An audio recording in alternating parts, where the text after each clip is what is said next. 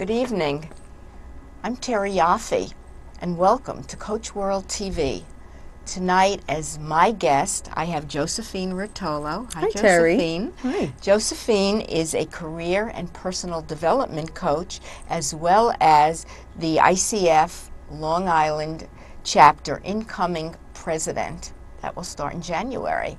And it's so interesting because Josephine and I have been emailing each other for about a year or so, and finally we got to meet each other about a month or so ago, and became fast friends. So here you are. I know, I'm so excited to be here. Thank you, Josephine. Thank you for inviting me tonight. You're very, very welcome. So, I'm sorry, and the name of her company, which I didn't say, is Type J Coaching. So, what's in the name? Tell us about the Type J. Well, a lot, actually. A lot is in the name. Type J Coaching. In my former profession in television, I was very Type A because I was in production, and you have to be Type A to make sure sort of all your T's are crossed, your I's are dotted when you're working with sort of big budgets and celebrity talent.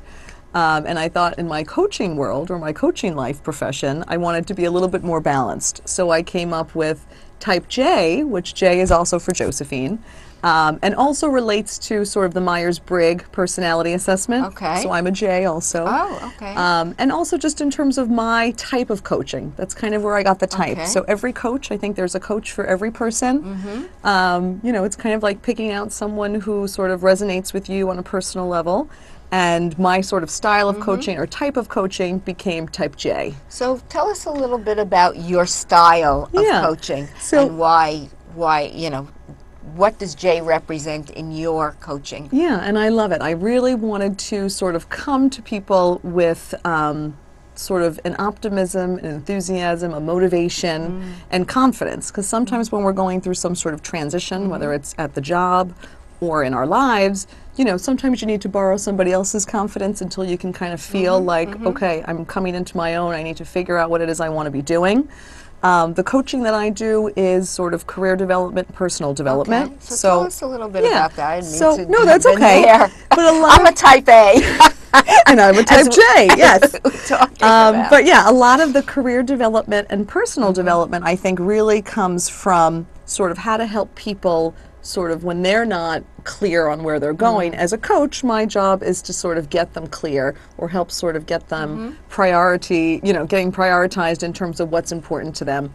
So J to me represents sort of the calm force.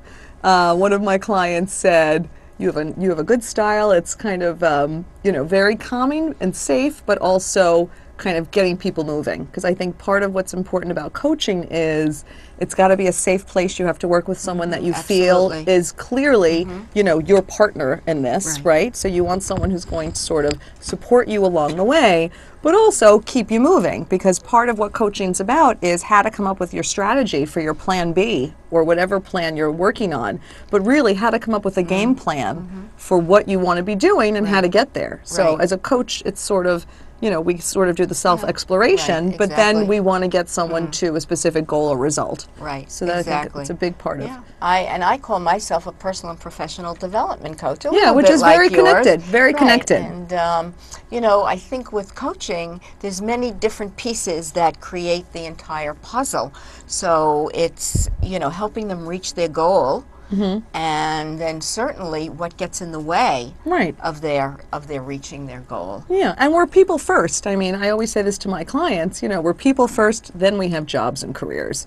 So when we say personal development and professional development, when I'm working with a client, it is sort of like a full sort of life model. Exactly. Kind of what's going on with you at the job, and chances are if there's something that is not feeling good or it's not working, there might be something else in terms of your life that's not working or not feeling good that you want to look at and sort of strategize on how to make it better.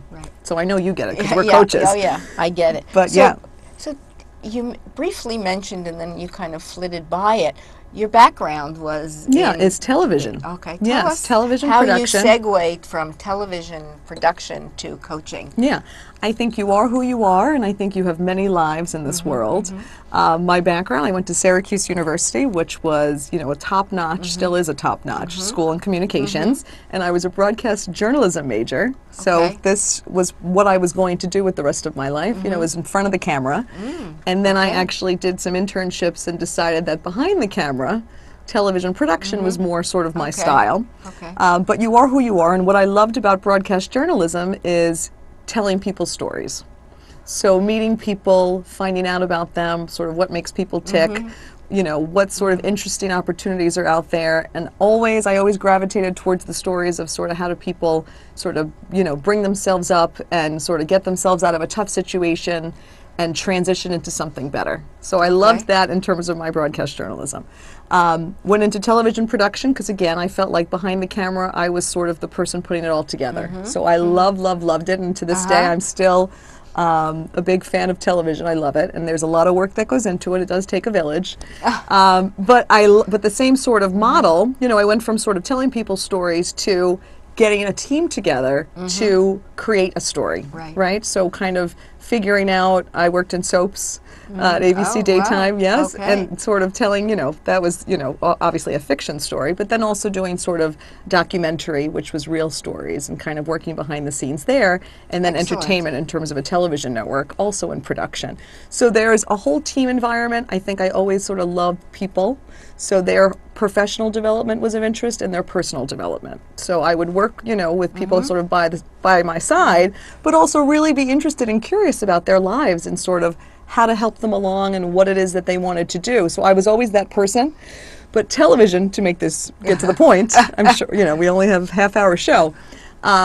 Television, I've loved, and it's still part of my world, and I work with a lot of clients that are in the sort of television creative business. Great. And I decided sort of in my television world, I was director of production at a network, and I loved sort of putting together shoots and working with celebrity talent and working with the crews, and there were so many people part of my day, but the part that I really kind of resonated and I said, what is it about this job that I love, was the personal development and professional development. I loved the folks I worked with, and I really thought, if this job ever goes away, and there's change happening everywhere in every industry, what would I miss? And the part that I thought about that I would miss is sort of helping people get to wherever it is in their lives or careers that they wanted to go. And that's how I found coaching. And how did you segue, now that I understand the background? What was the bridge or the connector from that to the coaching? It was what was really the epiphany? Well, I was at a dinner party. A friend of a friend had introduced me to one of her friends in human resources, and just talking at a dinner party, and she said to me, "You know what? You'd make a fantastic coach." And at the time, I thought, coach, like Tiger Woods has a coach. I thought soccer, football. What is she talking about? That's right. That's what it used to be. Yes, exactly. And now people realize that no, it's not just athletes that have coaches. It's professionals who have coaches. And we were just talking, and she kind of saw, I guess, a passion in me or an enthusiasm in terms of the people I worked with, and what was it about me wanting to work with people to help them sort of reinvent or to figure out a path in terms of their life. And it really was a whim. So she said to me, coaching, and I heard the word, and then we talked about different programs, and I got my training at New York University. And I took a class sort of on a whim to say, oh, well, what is this coaching thing all about? And at the time I was still at the network, so I thought it would be a win-win, sort of make me a stronger manager and better, delegator or whatever it is I was looking to do. And I fell in love with the program, and I said, this is my calling.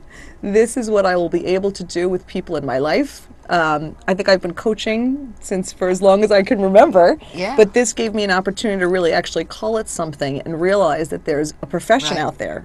Terry and I just got back from the global conference, if you want to talk about that. ICF is the International Coach Federation, and we have our website, which is on the screen. Oops, it's not on the screen. But it's ICF NYC. www.icfnyc.org, and they have a national conference, and this year it was held in Las Vegas. Yeah, well, actually global. It's a global conference. Right, it is a global conference. Yeah. And there are at least 1,000 coaches were there. Absolutely. Of the 18,000 coaches around the world in 100 countries. I know, and that And blew me yeah, away, yeah. Terry, because when you think about it, I think sometimes when you hear coaching, you don't really know what to think. So there's business coaches, there's life coaches, there's career coaches. To see coaching, and it was almost like a movement, to see Right. people who are coaching, whether it's wellness for their health, or corporate, or working with executives, to see I'm it sort of actually, span. excuse me, going to try and Sure. put the Website back on? Yeah, I don't know what happened. It kind of went off. Okay. Okay, I have no clue why. But that's okay. That's Here's way the it beauty of goes. live television. Yeah, there you go. But it was really just great to see sort of how many people across the world, here we are coming from New York in Long Island's chapter, and then I was meeting coaches from Japan. Right. And I was actually talking to a coach from Japan who was working in companies that were affected by the tsunami earthquake. So how amazing to be able to help sort of people Sure. get back on track and Yeah. get back to their lives. It's very interesting because you get to go and speak to coaches from whether it's Asia or Europe or Australia or New Zealand Fabulous. or God knows where, Timbuktu, that you could sit and hear their stories about coaching and what it means to them, and each And the benefits, the reason for coaching, because I think sometimes we don't even know. I think the beauty of the conference was to say that there's such a need for it. Everyone should have a coach. It doesn't mean you have a problem. It doesn't No, mean of course. you're in a challenging Definitely. situation. I think everybody with a pulse should have a coach. Everybody has a mother, but sometimes people don't have that support. So Right. it's kind of like Right. a partner who's Exactly. going to work with you to get you where you need to go. And I thought it was such a beautiful thing to see it around Well, the world. This was your first conference, Yes, right? yeah. So it was very profound. It is. It's profound, and what I find for me always the best part is the opening ceremonies where they used to have people come up with flags from different countries? Yeah, they did. But very now lovely. what they do is, of course, they put it on a screen. So they had each of the different countries mentioned, and people got to stand from where they were from, and it's just so engaging and so such camaraderie that that to me is probably one of the best parts of the Yeah. whole conference. And it's a And, movement. yeah, I think it I is. think it also reminds us to have 18,000 people who do coaching In 100 around the countries. world. Right, around the world, Yeah. they see the benefits of coaching. Right. So it really is a Right. movement to say, people want more out of their lives, whether it's their careers or their personal lives, and that's a really beautiful thing. And this couple, where were they from? Romania? Bulgaria. Bulgaria. I think. Yes. That they started a coaching movement in In their Bulgaria, country. in their country. So if you think about a Bulgaria or Asia, anyone, or the smallest country is They're promoting coaching. coaching. So it's we live in New York, and so in the United States it's expected. It's a big deal. Everybody knows about it. But when you look at these small countries where people are starting coaching, it's just amazing, and it's mind-boggling, I think. Yeah, and I think know. it also is kind of spreading in terms of it's not just athletes who have coaching anymore, or no. executives or CEOs and CFOs, because most of them do without Right. making that Absolutely. public. A lot of people work with coaches. I think a piece of my business that I'm proud to say is middle management, because maybe there are people sort of at the up the ladder at their companies that are offered coaching, but what about everyone else who does the work, like the directors and the managers and the VPs and people who are in the trenches every day? Why not benefit from coaching if they can as well? Absolutely, and I work with a lot of entrepreneurs, Right, who need it, who sure. are in coaching or leaving the corporate world and looking to become an entrepreneur. It's a very different mindset.